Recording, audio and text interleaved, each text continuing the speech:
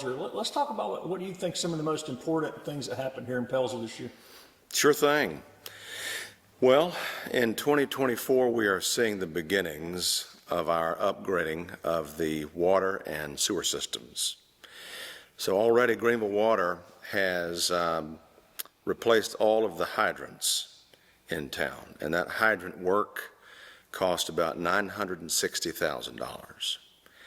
Now, the great thing about that is that the town of Pelzer is not paying for it because we sold the water system to Greenville Water, and that is being funded mostly by a large federal grant. So we're very excited about that part. That's done. We have seen plans of where they're going to be putting in new mains going up under the Saluda River towards north towards Piedmont, and under the Saluda River in the east towards West Georgia Road to connect to those systems. And what that's going to do is make our water tower off of Smythe Street obsolete, and they'll be removing that water tower. That is supposed to happen sometime next year. So the work has started, and REWA owns the sewer system, and they're going to start digging, upgrading parts of their system next month, is what I'm told. So that's the biggest thing, is this upgrading of our water and sewer systems. I'd say the second thing. Can you say that before we leave that? Did you Yes, tell sir. me that it saved your citizens some money too? Oh, yes. When we sold those systems, water rates, their water bill dropped by, on average, 30%. And we replaced that income to the town with business licenses for the first time, which our adjacent towns have already had for many years. And so it balanced out. It was an issue of just smart choice and great timing. So we're getting a lot of construction happening in 2025. I think next year is the year for construction in many ways, because they're going to start tearing up all of our roads that they need to tear up to replace these old water lines that are on average 75 years old. And they are relocating many of the sewer lines. Back in the day, they put sewer lines in some of the backyards of our citizens, and they're moving all of those to the front in the streets for better access. So there's going to be a lot of digging and a lot of folks inconvenienced, but it's only for a temporary amount of time. And it's for a very good reason, and we're not paying for any of it. So you can't beat that. Now, the second big thing, of course, is the announcement of Courtney Park, which is a residential neighborhood planned right off of Courtney Street within our town limits. And the trees have already been cleared, and they recently got approval from DHAC so they can start the grading work, which we do expect to happen in the first part of next year, from what I've been told. And there's going to be, there's a plan for 133 residential units, 125 single-family homes. That's big. That's going to be a major, major change for Pelzer. And so that construction is also going to begin next year, from what I am told. And then I would say the third. That's the first major housing development in Pelzer since when? Since the 1890s, when they built the Upper Mill Village. We've not seen that many houses constructed within the town since then. So this is going to be a very big deal for us, and we're very excited for it. We're very excited for that. So that's coming. That's going to be a big deal. The third thing I would say that was the biggest story was the restoration of Bill Hopkins Field. We did that in the spring. That's made a big difference. The second the infield was restored, the very next day kids were out there playing ball. And it has been used very frequently by both children and adults. And right now, we have let people use it for free as we create more interest back in that field. And so now we're having to, we have a lot of interest in trying to figure out the schedule of how we're going to accommodate everybody. And this has drawn a lot more interest to that field. We had a fall event there called the Jack-o'-lantern Jamboree, which was a fall festival, which was very successful, especially for it being the very first one. And it was an effort by the Pelzer Masonic Lodge and joined in by several businesses in the area. And both towns of Pelzer and West Pelzer joined in, and it was just a great deal of fun. And I hope that we'll continue to see that kind of interest drawn back to Bill Hopkins Field. And hopefully, I'm having that property surveyed to figure out where exactly the property lines are, because we need to do some improvements to that concession stand now that there is a demand to use it. And what I'm hoping for is also some type of master plan for that whole area, so that we can actually find some big funding to do some big improvements over there, because the interest is there, the history is there. It's been a ball field for over 100 years, and we've got to bring the life back there again, like we've seen this year.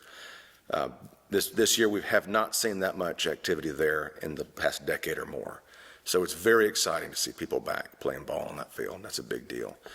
So the restoration projects that are ongoing for the community building and the old hospital, everything is ready to go on our end. We have the drawings, the architectural drawings of what both buildings are going to look like. We have the engineering drawings being prepared for the community building.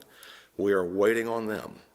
We are ready to go. We have the funding in place to fully restore the community building. So nobody's waiting on me. But I'm told by our architect who's working on both those projects that his goal is to have all of that ready to go by the end of this year, so we can start taking bids and we can finally see some real construction on both those buildings, because it's time. We've got to do it, especially on the hospital. We've got a whole side of that hospital that's fallen in, and we've just got to jump on that. So I'm in contact with everyone working on those projects, and we're ready to go, just waiting on them. So that's going to be another 2 major construction projects happening as well for the town of Pelzer.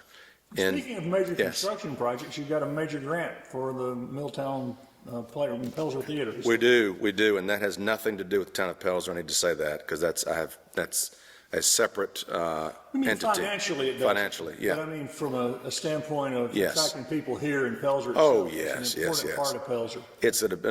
It's a huge part of Pelzer. But I just have to say that in serving as mayor, that in no way has anything to do with me running Milltown Players. Milltown Players is my job, is my occupation. And the grant that we received is a tourism grant from the South Carolina Department of Parks, Recreation, and Tourism. And Representative Ann Thayer helped us secure that money. It is to do a major renovation project within this historic building, which has been a very important part of Pelzer, like you said, for over 100 years. And it has to do with fixing the floor. We've got some soft spots, some structural stuff going on, and to also restore the orchestra pit that I'm currently sitting on. This will be a hole. And also to upgrade the seating, because the seating upstairs is wooden and very uncomfortable and very small, and it is over 100 years old, and it's broken and they're falling apart. And these seats were put in the early 80s, and of course they're not from the 80s, they're even older than that, but they're also wooden with a little bit of padding. But many of our patrons have said that they love to see our shows, but their backs can't take these old seats, and so it's come to a point where we've got to do something about it. So we've got a big grant to help us fund this massive project. It's going to involve aisle lighting and safety features like railings, and we're going to have to raise some money to make up the difference. We've got a lot of funding coming in, but it doesn't cover it all, and this all goes to this building, all of it. So it doesn't come to our organization, it comes to this building, and that's going to be a big deal. So yes, we're seeing a lot of construction, major projects happening. And how many people have found Pelzer because of the Pelzer Theater, the historic Pelzer Auditorium? Well, I'll tell you this, we've got about 1,400 people living in this town, and I counted it up before I came over here. In 2024, we will have had 25,000 people come to Pelzer to see a show within this calendar year, 2024. That is kind of unheard of for a small community theater in It's South the Carolina. county's largest theater, I mean, in terms It of is. bringing most people in, right? In terms of attendance, it is by far. Anderson County is blessed to have several community theaters.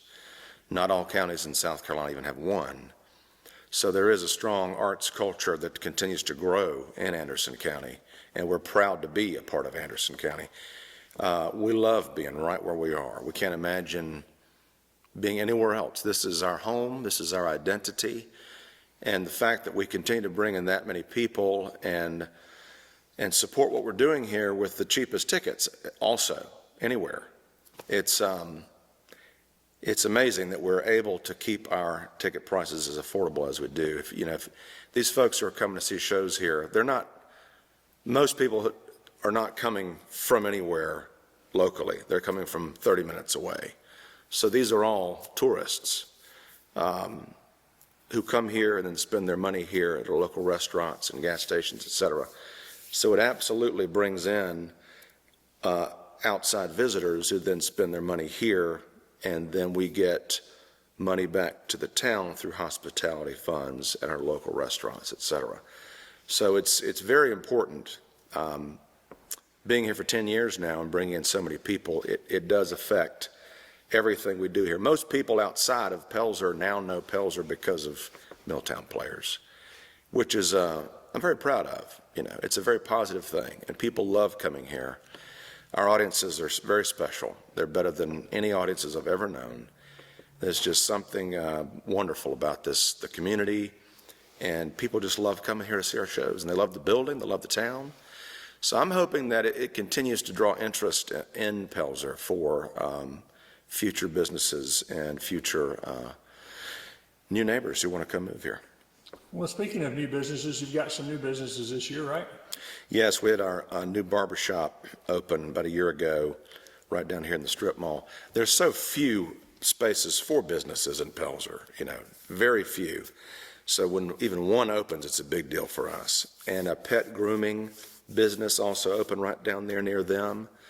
And then what is supposed to open this month, if everything goes according to plan, is something that's been in the works for several years now at the old Fearson's drugstore on the corner of Courtney and Lebby here.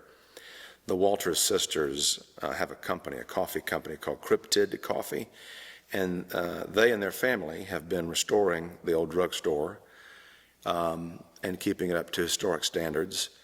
And it is almost ready to go. It is almost ready to open. And I have been inside and I have tasted their lattes, and they're delicious.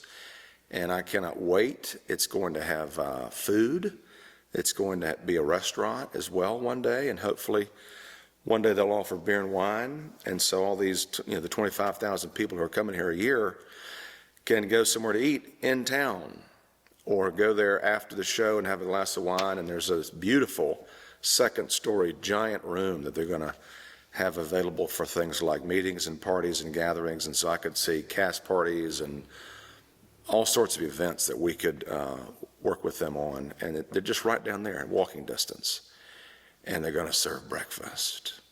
Oh boy, can't wait for that. I said, you better watch out. I'm going to walk down here every day. Every day I'll be here for breakfast.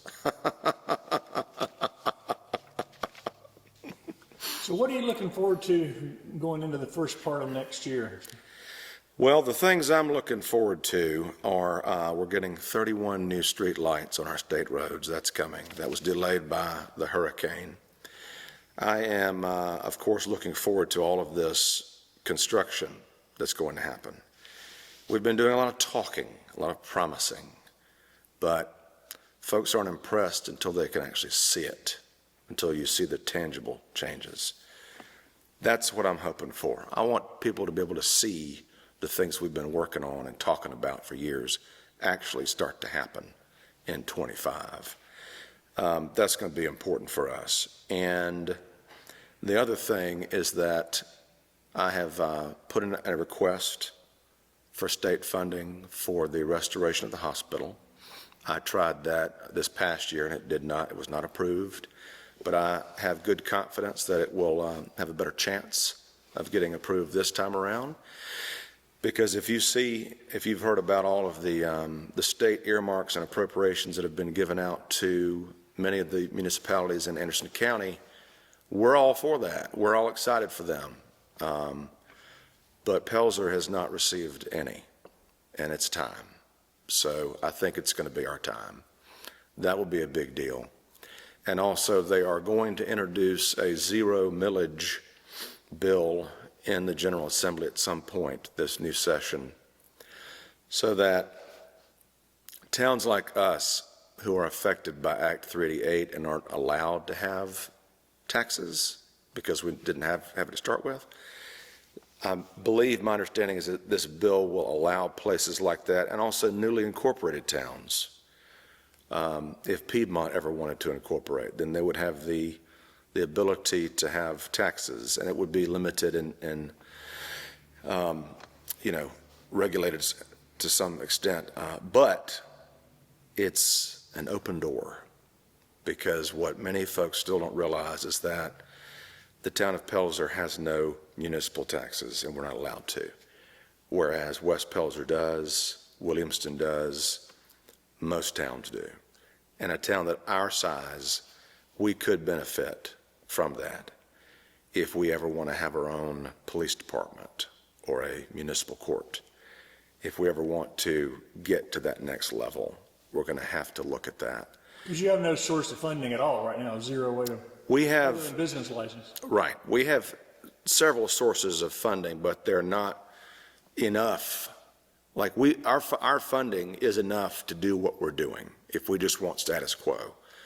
But if we want more, if we ever want to grow, if we want to have a police department, right now we are paying Anderson County Sheriff's deputies to have a dedicated coverage, about 50 grand a year for extra coverage. But if we want our own police department and, like I said, municipal court, so that we can have some teeth behind some of our ordinances, so we can actually grow and become the town that we know that we can be, that's kind of the necessary next step one day. Nobody likes taxes. I don't want any more taxes. But if you want a police department, you got to pay for it. I'd like to have a police department. That'd make me feel safer, for sure, and deal with some of the ongoing challenges we have here in town. So I'm excited about that. But for me, I think for 2025, I just want to see the construction. Let's go. Let's get going, baby. Let's do it.